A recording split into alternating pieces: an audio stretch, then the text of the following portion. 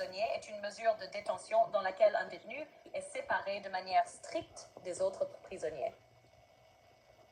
Cette mesure peut être imposée pour diverses raisons, comme la sécurité, la prévention des troubles, ou pour protéger le détenu lui-même, par exemple s'il est en danger.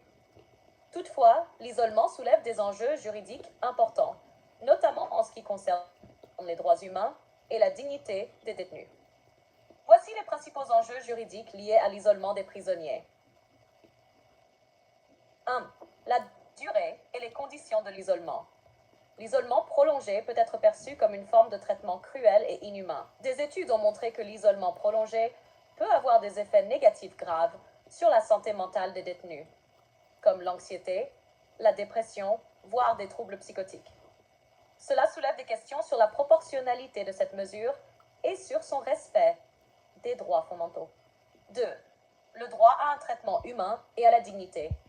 Selon la Convention européenne des droits de l'homme, tout détenu doit être traité avec dignité et respect.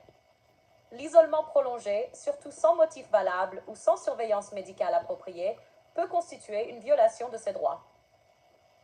En 2019, le Comité européen pour la prévention de la torture a d'ailleurs exprimé des préoccupations concernant les pratiques d'isolement prolongé dans certaines prisons européennes. 3. La surveillance judiciaire. L'isolement d'un détenu doit être supervisé par un juge qui évalue sa nécessité et sa légalité.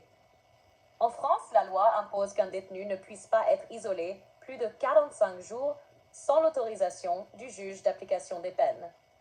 Cette surveillance vise à éviter les abus et à garantir que la mesure est appliquée dans le respect des droits du détenu. 4. Les recours des détenus. Les détenus soumis à l'isolement peuvent saisir les juridictions compétentes pour contester cette mesure, qu'ils estiment disproportionnée ou contraire à leurs droits. Le juge peut alors décider de maintenir l'isolement, de le lever ou de le modifier. 5. L'isolement et les droits des prisonniers.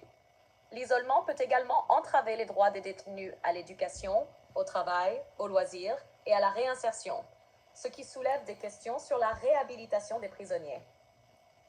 L'isolement prolongé peut rendre plus difficile leur réinsertion après leur libération.